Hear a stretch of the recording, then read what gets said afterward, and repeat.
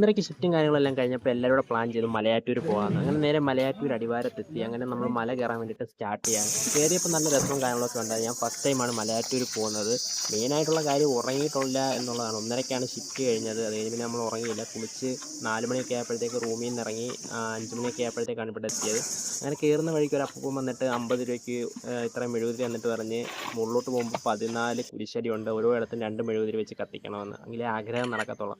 അപ്പോൾ നമ്മൾ പുള്ളിയുടെ കയ്യിൽ നിന്ന് 50 രൂപ കൊടുത്ത മെഴുകുതിരിയും വാങ്ങിച്ച് അങ്ങനെ ഓരോ കുരിശടിയുടെ അടുത്തോട്ട് നമ്മളിങ്ങനെ കയറി പോകണം. അപ്പോൾ നമ്മൾ ഇത്രയും കയറിയിട്ട് ഇതുവരെ ആദ്യത്തെ കുരിശടി കണ്ടില്ല.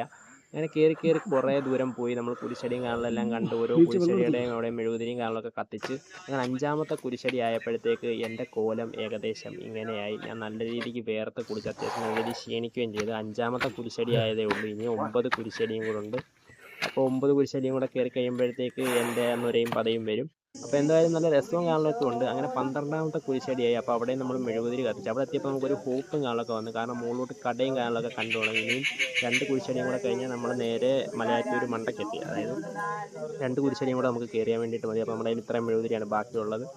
അപ്പോൾ നമ്മൾ മെഴുകുതിരിയും കാണലെല്ലാം കത്തിച്ച് നേരെ മണ്ടയ്ക്ക് കയറി. അപ്പോൾ 14ാമത്തെ കുരിശടിയുടെ അടുത്തെത്തി. അപ്പോൾ അതിൻ്റെ ഒരു സന്തോഷമാണ് എൻ്റെ മുഖത്ത് കാണുന്നത്. ഞാൻ അണച്ച് വേർത്തൊരു പരിവമായി. അങ്ങനെ ഫൈനലി 14ാമത്തെ കുരിശടിയായി. അപ്പോൾ അവിടെ നമ്മൾ ലാസ്റ്റ് മെഴുകുതിരിയും കാണലൊക്കെ കത്തിക്കാൻ വേണ്ടിയിട്ട് പോവാണ്. ഇവിടം വരെ കയറി എന്ന് പറഞ്ഞാൽ എൻ്റെ മോനെ നമ്മൾ 4 മണിക്ക് കയറാൻ വേണ്ടിയിട്ട് തുടങ്ങി. 4 മണിയല്ല 5 മണിക്ക് കയറാൻ വേണ്ടിയിട്ട് തുടങ്ങിയതാണ്. മുകളിൽ 14ാമത്തെ കുരിശടി ആയപ്പോഴത്തേക്ക് 5:45 5:50 അപ്പോൾ കയറി നല്ല രീതിയിൽ വേർക്കുകയും കാണലൊക്കെ ചെയ്ത് കാലൊക്കെ നല്ല വേദനയും കാണലൊക്കെ ഉണ്ട്. പക്ഷേ മുകളിൽ കയറിയപ്പോൾ നല്ല സാറ്റിസ്ഫാക്ഷനും കാണലൊക്കെ ഉണ്ടായിരുന്നു. അങ്ങനെ അവസാനത്തെ 2 മെഴുകുതിരി 14ാമത്തെ കുരിശടിയുടെ അവിടെ കത്തിക്കാൻ വേണ്ടിയിട്ട് പോവുകയാണ്. അങ്ങനെ ഇതിവിടെ കത്തിച്ച് പ്രാർത്ഥിച്ചതിന് ശേഷം വേണം നമുക്ക് ഇനി മുകളിലോട്ട് കയറാൻ.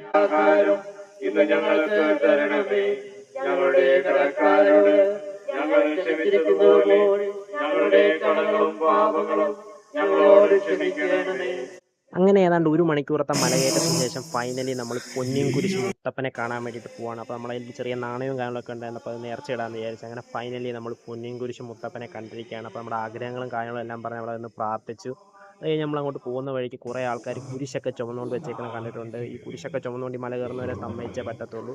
അതേപോലെ തന്നെ കുരിശുമാല ഇതൊക്കെ അവിടെ കഴിഞ്ഞൊരു മരത്തിൽ തൂക്കിയും കാണലൊക്കെ ഇട്ടിട്ടുണ്ട്. അപ്പോൾ ഇവിടുന്ന് താഴോട്ട് പോവുകയാണെങ്കിൽ അവിടെ ഒരു കിണറും കാര്യങ്ങളൊക്കെ ഉണ്ട്. നല്ല രീതിയിൽ അണച്ചിരുന്നുകൊണ്ട് എനിക്ക് അതിൻ്റെ ബോർഡും അതിൻ്റെ കൂടുതൽ ഡീറ്റെയിൽസും കാര്യങ്ങളൊന്നും വായിക്കാൻ വേണ്ടിയിട്ട് പറ്റിയില്ല. നല്ല ക്ഷീണം ഉണ്ടായിരുന്നു. അപ്പോൾ ഇതിൻ്റെ വെള്ളം നമുക്ക് കുടിക്കാമെന്നാണ് പറഞ്ഞത്. അപ്പോൾ ഞാൻ അതിൽ നിന്ന് കുറച്ച് കോരി കുടിച്ചിട്ടുണ്ടായിരുന്നു.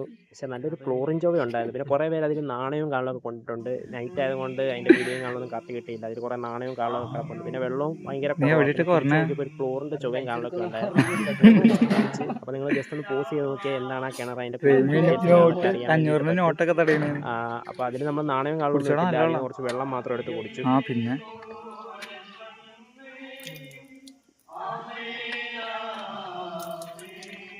തീർക്കല്ലടാ.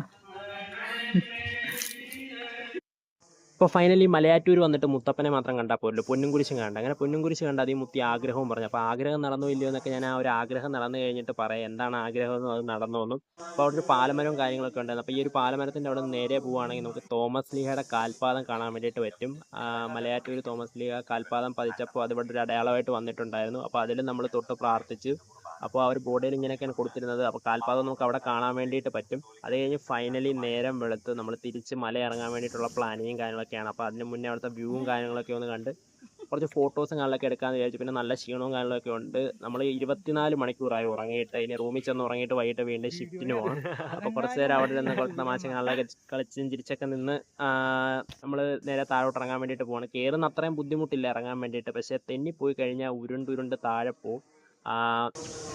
അത്രയ്ക്ക് നല്ല രീതിയിലുള്ളൊരു ഇറക്കമാണ്. അപ്പോൾ നമ്മൾ കഷ്ടപ്പെട്ട് ഇറങ്ങിക്കൊണ്ടിരുന്നപ്പോൾ കുറേ പേര് മുത്തപ്പൻ്റെ പേര് പറഞ്ഞ് നല്ല പവറിൽ ഓടി ഇറങ്ങുന്നുണ്ടായിരുന്നു.